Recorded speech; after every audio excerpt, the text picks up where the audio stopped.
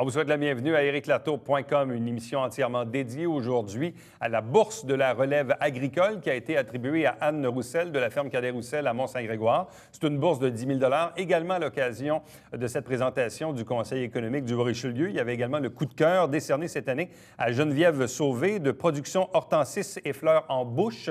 On produit des vers de terre, mais également des fleurs comestibles. C'est situé à Saint-Paul-de-l'Île-aux-Noix. Bref, on reçoit à l'instant Mme Sauvé, de même que le porte-parole de la ferme Cadet-Roussel, M. Philippe Béraud.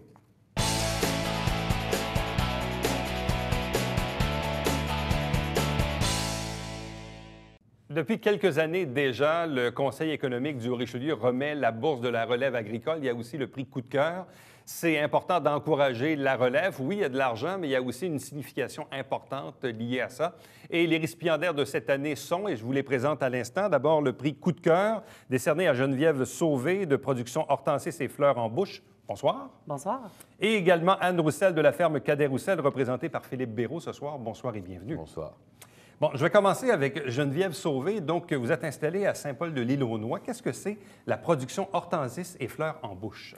En fait, la production se fait partiellement à Saint-Paul pour les fleurs et se fait l'autre portion à Notre-Dame de Stanbridge pour les vers de terre. Alors, les vers de terre, on fait ça à l'intérieur dans un très grand local, en petite chaudière, alors que les fleurs, elles, sont faites exclusivement à l'extérieur pour le moment, mais on espère éventuellement avoir une serre puis en faire à l'année. Portrait également de Cadet-Roussel à Mont-Saint-Grégoire, qui existe depuis quelques années déjà. Oui, ça fait 40 ans que ça existe. C'est la deuxième ferme bio du Québec à exister. Et puis, la première fiducie foncière aussi, ce qui fait que c'est une terre qui est protégée à perpétuité. On ne peut pas faire autre chose que de l'agriculture biologique chez nous. Ça commence à être rare, d'ailleurs. Oui, c'est un bel avantage, là. Bon, parlez-nous un peu de la famille, parce que, bon, Anne n'est pas ici ce soir. Non, c'est pas moi. Non, c'est ça, mais Anne a pris aussi la relève de l'entreprise familiale. Là. Oui, à l'origine, c'est son père qui a immigré de France il y a plus de 40 ans maintenant et a commencé cette ferme-là. Il faisait beaucoup de production d'endives et autres légumes.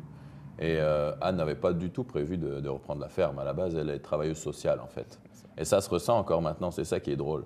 C'est qu'elle a repris la ferme et elle adore ça. Mais il y a un côté social qu'elle a ajouté à la ferme, qui est vraiment intéressant. C'est pour ça que j'aime tant cette ferme. Ça fait longtemps que vous y travaillez? Non, ça fait 1 an et demi, mais j'habite sur place tout le temps, fait que c'est quand même un rapport différent que j'ai. Je ne suis pas juste un employé, je suis tout le temps là. Ben là, ils sont en vacances, toute la famille est partie en vacances, et puis moi, je m'occupe de toute la ferme. On a une vache qui a vélé, par exemple, cette nuit. Là. Ouais. Il y en a encore 2 autres qui vont véler sous peu. Oui. Donc, ça vous a tenu occupé? Oui, quand même, on est occupé. Il y en a qui me disent « Ah, ça va être les vacances. » Je fais « Oui, c'est bien, c'est vrai. » Ils sont partis dans le bon temps, finalement, c'est ça? Oui, c'est ça. Donc, c'est une bourse de 10 000 $ qui est attribuée à Anne Roussel et à la ferme Cadet-Roussel. Dans le cas du prix coup de cœur, c'est 1 000 $. Le prix coup de cœur, parce que dans le fond, ça fait combien de temps que vous existez, à peu près? Nous, c'est notre 2e année d'existence. Par contre, pour les fleurs, ça va être notre vraie première année de distribution l'été prochain. Et pour les vers, ça va être notre première année de distribution en ampleur. On en a fait un petit peu l'an passé, mais vraiment à volume réduit. Bon. Qui sont vos clients? Qui achètent des fleurs et qui achètent des vers de terre? Pour les vers de terre, présentement, nous sommes dans quelques pourvoiries autour du lac Champlain. Alors, les pourvoyeurs où on va faire de la pêche sur glace, ce sont eux nos clients principaux. Il y a aussi quelques petits dépanneurs. Et puis, en été, on est un petit peu plus étendu. Alors, on est beaucoup plus dans le dépanneur en été. Par contre, on espère aller chercher un plus grand marché avec des pourvoyeurs qui achètent un plus grand volume dans les endroits plus dans le nord du Québec où il y a beaucoup de lacs. On compte aller chercher cette clientèle-là en participant au show chasse-et-pêche, si on peut dire. Et puis, c'est ça pour les vers principalement. Pour les fleurs, c'est tout à fait différent. On va parler des chefs de resto quand même assez haut de gamme. Puis, c'est principalement eux qu'on vise. Un petit peu les fleuristes, les traiteurs, mais c'est une clientèle un petit peu plus rare tout de même. Bon, M. Béraud, vous avez parlé tantôt d'endives, bon, à la base de la culture, mais aujourd'hui, 40 ans plus tard, qu'est-ce qu'offre, dans le fond, la ferme Cadet-Roussel aujourd'hui? On parle de paniers principalement, on parle évidemment de culture bio, mais dans l'ensemble, quel est l'éventail de produits à faire? On fait une 60aine de légumes différents qui sont aussi bien des légumes d'été que des légumes d'automne. Fait qu'à l'heure actuelle, on livre encore des paniers en plein hiver. Ah oui, ah oui. Oui. On livre 150 familles pendant l'hiver avec des produits d'automne, donc qu'on conserve dans des chambres froides où on contrôle la température et l'humidité, de style rutabaga, pommes de terre, carottes, navets, radis, etc., etc. Et on fait en plus des produits transformés comme sauce tomate, pesto, soupe, que des choses qu'on fait nous-mêmes à la ferme avec nos produits, pour leur ajouter valeur marchande et aussi pour leur permettre d'avoir une plus grande durée de vie. Et d'autre part, on fait aussi des verdures en serre parce que même en ce moment, on a encore des épinards dans les serres. Elles ne sont pas chauffées, mais les épinards résistent très bien à la froideur. Fait qu'ils vont geler, puis après, dès qu'il va faire doux, ils vont repartir, puis nous, on va aller les récolter. Et le monde est très content d'avoir des épinards. Et le produit est toujours de même qualité, même s'il a gelé, là, c'est ça? Il est excellent. Parce que quand il a gelé, il est d'autant plus sucré et doux. On a l'impression de manger du beurre presque. On en a mangé encore il y a 2 jours, là. Hey, ça change, là. Qui sont ces 150 familles qui font affaire avec vous et qui se font livrer des paniers de légumes bio? L'essentiel de notre bassin de clients se trouve à Montréal. On a 4 points de chute réguliers sur le plateau et le Myland. Et en plus, en hiver, on en rajoute 2 autres qui sont plus des points de dépôt. En tout cas, ça ne change rien. Et aussi Chambly à la ferme. Donc à la ferme, on a un point de dépôt, c'est-à-dire que des gens de Saint-Jean, des gens de Mont-Saint-Grégoire viennent chercher leur panier de légumes chez nous, ce qui leur fait un approvisionnement en légumes frais, locaux, à toutes les 2 semaines en hiver et à toutes les semaines en été. Bon. Et est-ce que les prix sont concurrentiels? Évidemment, on parle de produits bio, donc est-ce que les gens s'attendent à payer, oui, peut-être un peu plus cher, mais pour avoir une qualité et s'assurer, évidemment, qu'on parle de produits bio? Bien, c'est une question importante, il me semble, parce qu'il y a beaucoup de monde qui ne mange pas. C'est pas juste bio, c'est juste manger des choses qui sont bonnes pour nous, là. Ouais. Quand on mange des choses qui viennent de l'autre bout du monde, ben, ces produits ont été sélectionnés non pas pour leur goût, non pas pour leur qualité nutritive, mais parce qu'ils résistent au transport. Une banane qui est produite au Costa Rica, le temps qu'elle se rende chez vous, là, il s'est passé du temps. Hein. Puis ça coûte cher parce qu'il faut le produire, après il faut le transporter, après il faut le retransporter, après il faut le vendre. Du coup, quand elle arrive chez vous, ce n'est pas vraiment un produit très sain, je trouve. Là. Alors que quand ça pousse à côté de chez vous, c'est un rapport différent parce qu'on appelle ça les fermiers de famille. C'est une initiative d'Équiterre. Et un fermier de famille, c'est quelqu'un qui est là pour vous tout le temps. Anne écrit des mémos aux gens avant chaque livrant. Oui, elle explique tout ce qui se passe à la ferme, qu'est-ce qu'ils vont avoir à manger. C'est un rapport très différent. Le monde peut venir à la ferme, ils peuvent découvrir ce que c'est. C'est rare d'avoir un contact avec les gens de la campagne de nos jours, là. Auriez-vous la capacité d'augmenter le nombre de clientèle ou si vous êtes à plein régime? Autrement dit, demain matin, c'est pas 150, mais c'est 300 familles que vous avez à desservir. Avez-vous la capacité opérationnelle de fonctionner? Je pense que c'est là qu'on est content d'avoir la bourse, justement. C'est à ça que va servir le 10 000 finalement. Ben oui, ça? oui, parce qu'on va pouvoir recevoir des formations qui vont nous permettre de mieux faire notre travail. Anne va être capable de faire plus la comptabilité elle-même plutôt que de le faire à quelqu'un qui coûte cher. Ouais. Si elle est capable de le faire elle-même, elle a une plus grande conscience de qu'est-ce qui se passe. Moi-même, je vais en profiter parce que j'ai plusieurs formations prévues, notamment dans la transformation alimentaire. Ça va nous permettre de mettre notre produit plus en avant et puis d'apprendre à mieux gérer notre temps aussi. Il y a beaucoup de choses qu'on peut faire avec une telle bourse, là. C'est vraiment intéressant. Donc, oui, c'est faisable, mais il faut s'organiser différemment. Et ça fait que 5 ans qu'elle a repris à temps plein. Donc, ça prend du temps, hein, parce qu'une ferme qui existe depuis 40 ans, qui fonctionne d'une certaine manière, la reprendre entièrement, c'est comme faire le ménage chez soi. Là. Il faut tout se réapproprier. C'est difficile, mais c'est vraiment intéressant. Bon, si Anne Roussel était dédiée ou prévue pour le travail social et finalement, s'occupe de la ferme familiale, dans votre cas à vous, expliquez-nous un peu les raisons qui vous ont porté à vous investir dans un tel projet. En fait, ça peut sembler bizarre, mais à l'origine, j'ai été élevée sur une mini-ferme bio. On ne produisait pas pour les gens, on produisait seulement pour nous-mêmes, dans le cadre de l'école à la maison. Alors, au travers d'un long cheminement de vie qui n'a vraiment pas rapport avec ce que je fais présentement, j'en suis venue à faire des cours en horticulture. Je suis retournée un petit peu à la terre, si on veut. Alors, après ces cours-là, j'ai travaillé en paysagement et je me suis dit que j'aimerais ça avoir ma propre entreprise. Par contre, une entreprise en paysagement, c'est à temps partiel, c'est saisonnier. Ouais. C'est difficile de rendre ça rentable et c'est difficile également d'avoir des subventions dans ce cas-là. Donc, on cherchait quelque chose de différent et c'est alors que mon ancien associé m'a approché avec cette idée de vers de terre et potentiellement, à ce moment-là, on pensait aux fines herbes. Finalement, ça l'a viré en fleurs comestibles. Alors, c'est là que j'ai commencé à m'impliquer dans le projet là, à 50 %. Bon, vous êtes natif de quel endroit? De Chicoutimi, mais j'ai grandi dans la petite nation près d'Ottawa. Bon. Et depuis combien de temps êtes-vous ici? Saint-Jean-sur-Richelieu, c'est relativement récent. Ça fait 5 ans que je suis dans la région. J'ai fermement l'intention d'y rester, par contre. Alors, je suis déménagée ici à cause de mon conjoint et lui, toute la famille est dans la région. Alors, je pense que je suis fermement implantée pour un bon bout de temps. Donc, visiblement, il y a des besoins au niveau de la fleur comestible, au niveau des vers de terre. Ça fait drôle de parler ça dans la même phrase parce que là, on parle de fleurs comestibles, puis on parle de vers de terre. Il faut un peu séparer les deux, quoique vous faites les deux, mais en fait, évidemment, c'est des produits complètement différents. Mais donc, il y a un besoin de ce côté-là. Absolument. Puis, j'aimerais mentionner également, il y a un lien tout de même. Nos vers de terre font un produit secondaire qui se trouve être le fumier de vers de terre, qui ressemble au vermicompost que les gens connaissent un peu plus, qui est excellent pour le jardin, comme pour la plante d'intérieur, comme pour la plante ornementale, et qui sert justement à venir engraisser nos fleurs comestibles.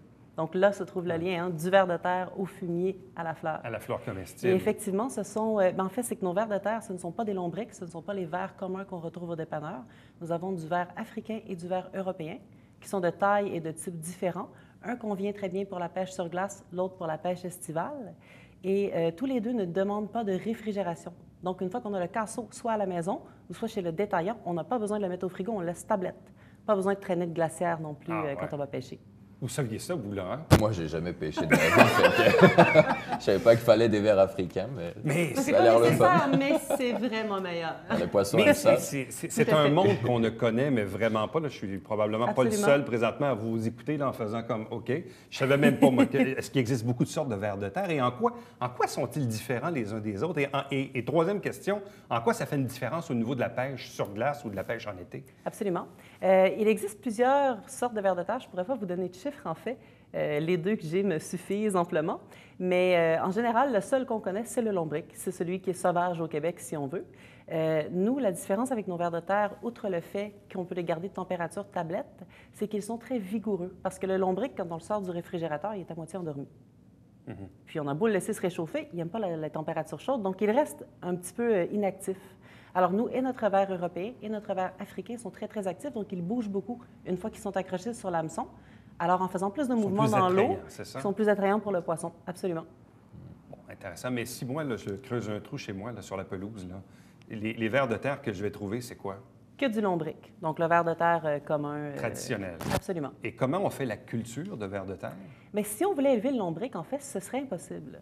C'est un type de ver de terre qui demande beaucoup d'espace pour être heureux. Donc, si on essaie de l'élever en petit élevage fermé, soit que c'est très, très difficile ou qu'il est malheureux, il dépérit et il vient qu'à mourir.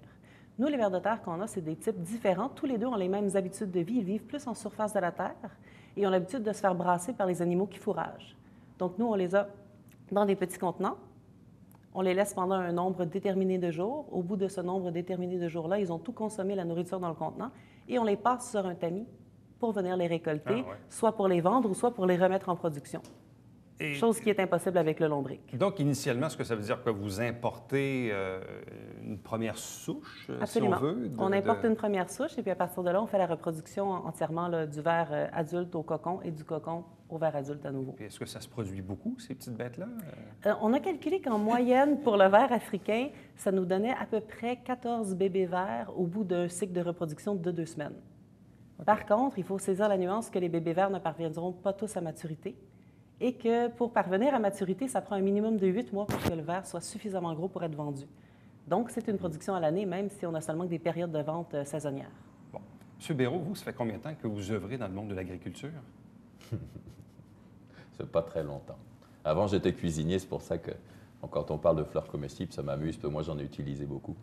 Ouais, j'ai travaillé dans la cuisine, dans la haute gastronomie, en fait. Puis maintenant, je suis décidé de retourner vers le produit en lui-même. J'étais déçu par la qualité des produits que j'utilisais, puis j'ai décidé d'aller voir qu'est-ce que c'est vraiment le produit, comment ça pousse, parce qu'on a tellement l'habitude d'aller acheter nos produits, on n'a aucune idée comment ça pousse, d'où ça vient et à quel point c'est du travail. Donc moi, ça fait 2 ans environ que je fais ça, là. J'en avais déjà fait juste par moi-même pour le plaisir quand j'étais jeune, mais concrètement, que je gagne ma vie avec ça, ça fait 2 ans. Là. Bon, et là, vous êtes au Québec depuis combien de temps? 4 ans. Depuis 4 ans? Mm-hmm. Et qu'est-ce qui a fait que vous avez traversé l'Atlantique? J'ai traversé d'autres océans avant de traverser l'Atlantique. Mais pourquoi atterrir pourquoi ici? Ouais? Ben, parce que j'aime ça, là. Je sais pas. C'est intuitif. J'avais le goût de venir au Canada. Il y avait d'autres pays que j'avais envie de visiter, notamment l'Australie et le Canada. Je pense que c'est la vasteté, l'espace. Et il y a quelque chose de différent de l'Europe, c'est qu'en Europe, il y a une lourdeur due à l'âge. On pense qu'on sait faire les choses et on n'innove plus. Et moi, j'ai besoin d'innover, j'ai besoin de trouver comment aller plus loin. Et c'est ça. J'aime bien ça ici, moi, le Québec, c'est le fun. Et donc, une fois arrivé ici au Québec, de quelle façon avez-vous fait votre entrée à la ferme Cadet-Roussel? C'est des gens que vous connaissiez? Ou... Non, c'est par hasard. Je suis tombé sur eux par hasard. Ils faisaient le marché. Puis je les ai trouvés tellement sympathiques comparés aux chefs que moi je connaissais. Là. Ouais. Êtes-vous en train de dire que les chefs sont un peu tyrans? Oui, en Pas plus, tous, le mais mien, c'était un chef certains, français. Puis le chef français, on a une réputation quand même. Là. Il n'est pas rigolo. Là. Et là, vous avez trouvé que la famille d'Anne Roussel était sympathique, ouais. C'est incroyable. Je suis arrivé pour la Saint-Jean-Baptiste en 2013, puis c'est tellement incroyable par rapport à ce que moi je connaissais que je me suis dit, c'est pas possible. C'est pas un environnement de travail, là, c'est un camp de vacances, on dirait. Mais c'était vraiment extraordinaire. On s'est baigné dans les temps, on faisait à manger, tout le monde était là ensemble. Puis moi, je n'ai pas peur de travailler dur, fait qu'eux, ils ont apprécié ça aussi.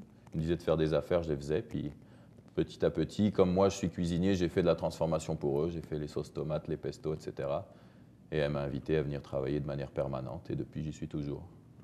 Ouais. Et là, c'est vous qui s'occupez de la ferme durant les vacances familiales d'Anne Roussel et compagnie. Là. Ouais. Revenons maintenant aux fleurs comestibles. Parce que tantôt, on parlait de sortes de vers de terre. Combien y a-t-il de variétés de fleurs comestibles que vous produisez? Tout récemment, je faisais un dénombrement des variétés qu'on produisait l'an passé et j'arrivais à plus de 130. Oh là là, Par contre, il faut faire la nuance, hein, ce n'est pas 130 fleurs qu'on va nécessairement acheter en grosses barquettes de 60 fleurs toutes de la même sorte.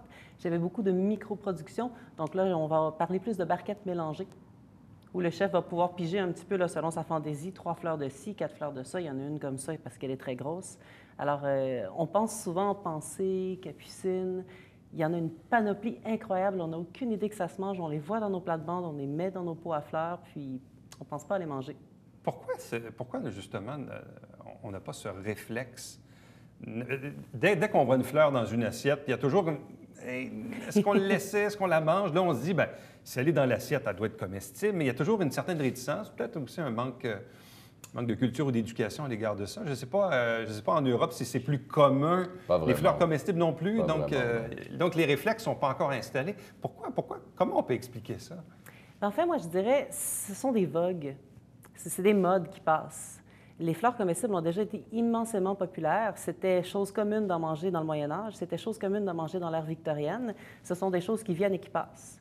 Il faut que la personne qui achète l'assiette, que ce soit dans un restaurant ou que la personne qui la fasse à la maison, veuille quelque chose qui attire le regard avant d'attirer les papilles. C'est vraiment de pouvoir déguster l'assiette avec tous ses sens, si on veut. Ça l'éveille les sens en même temps.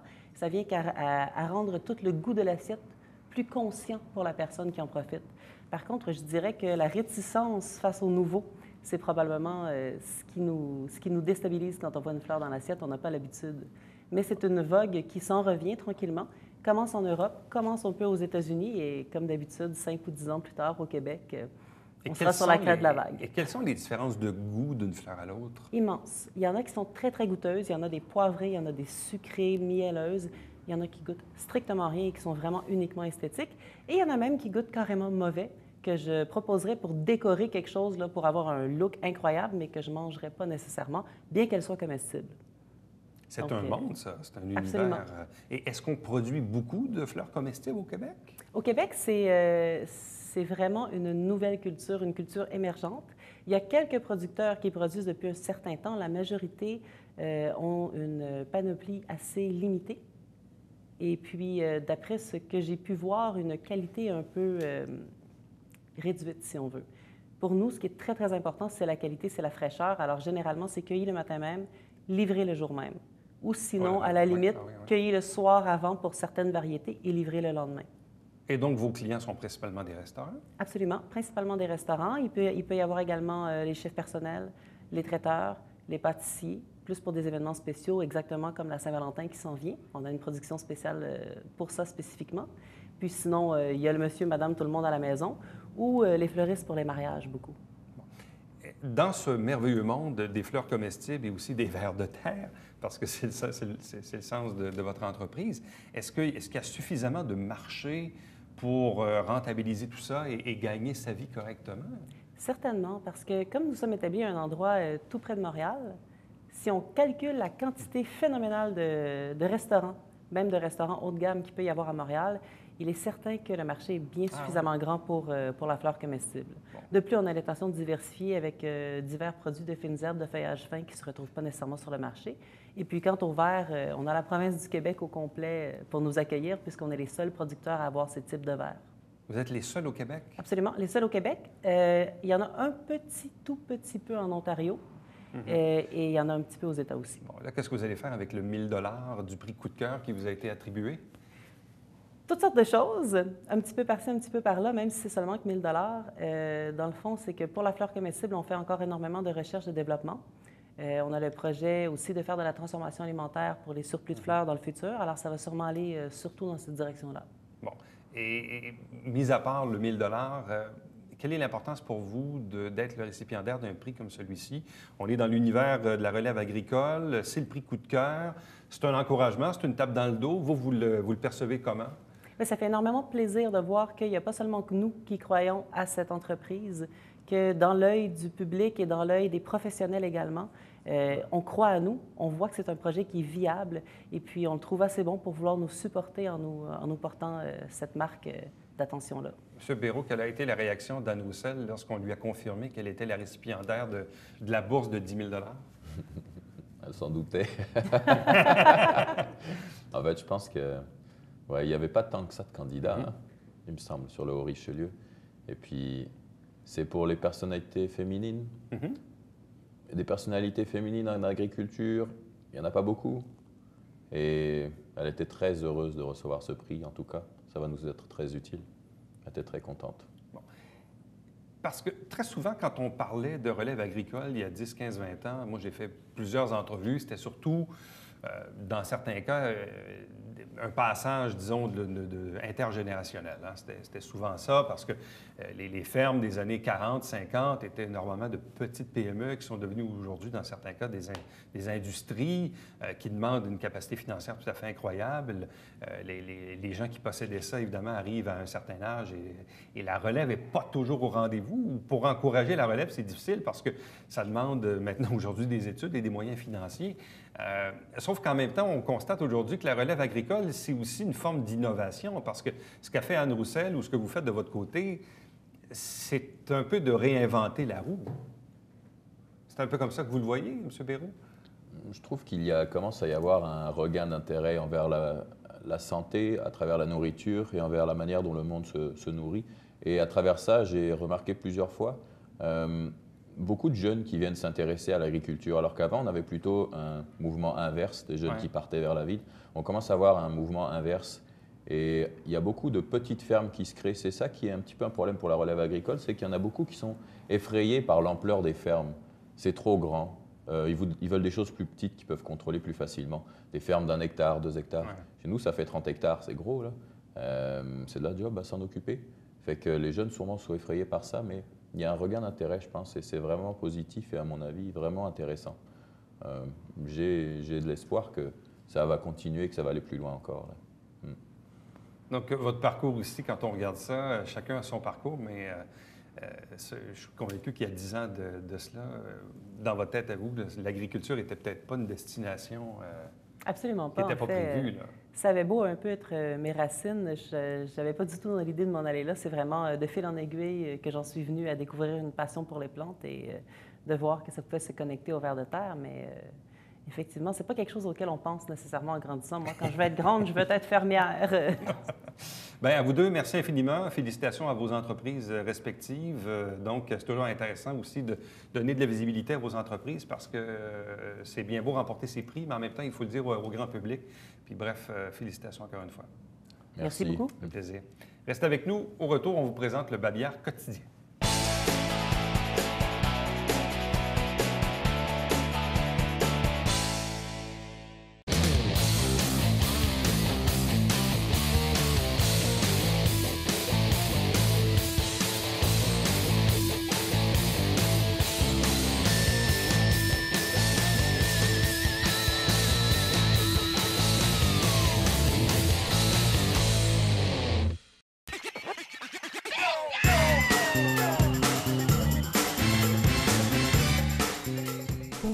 divertir dans le confort de votre foyer. Télébingo, TVHR, tous les dimanches matins, 9h30, avec votre meneur de jeu, Alain Rameau. C'est un rendez-vous.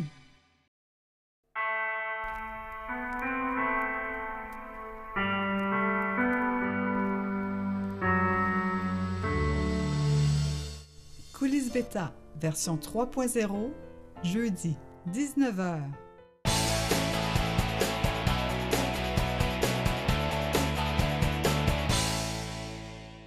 Le prochain déjeuner-causerie organisé par le CLSC du Richelieu à Chambly. La thématique sera « Mon toit, mes droits ». Pour information ou inscription, vous composez le numéro de téléphone qui est à l'écran. À chaque semaine, on vous présente des extraits du Conseil de ville. On fait la captation du Conseil le premier et le troisième lundi du mois. Et à chaque mercredi et les jours suivants, on vous présente bien sûr de nouveaux extraits. L'émission se retrouve également en ligne sur notre site Internet. Télébingo, c'est à chaque dimanche matin, 9h30 en direct. Il y aura un cas d'exception ce dimanche, 1er février. La carte pleine sera à 2 500 $, donc la cagnotte totale de 4 000. Il y a 30 dépositaires un peu partout sur le territoire pour acheter vos livrets. Pour connaître la liste, vous visitez le site Internet ou vous téléphonez au 358-1912. À chaque semaine également, je prends vos messages. Si vous les envoyez, bien sûr, par courriel, c'est toujours plus facile. Éric Latour en un mot, à commercial-tvhr9.com. Visitez le site Internet. Vous pouvez également nous aimer sur Facebook, nous suivre sur Twitter. Et d'ailleurs, si vous avez bien sûr cliqué j'aime sur la page Facebook de la télé, à chaque jour pratiquement, là, on vous met les liens directement pour accéder à nos vidéos qui sont en ligne, des vidéos en format YouTube. Donc, si vous avez des appareils Apple, vous êtes capable de les lire, bien sûr. Et l'émission que vous regardez en ce moment, ériclatour.com, est diffusée du lundi au vendredi à 10h, 17h, 23h, 1h30 la nuit et en rappel le dimanche entre 16 et 18h30. Le prochain rendez-vous, c'est demain. Bye-bye.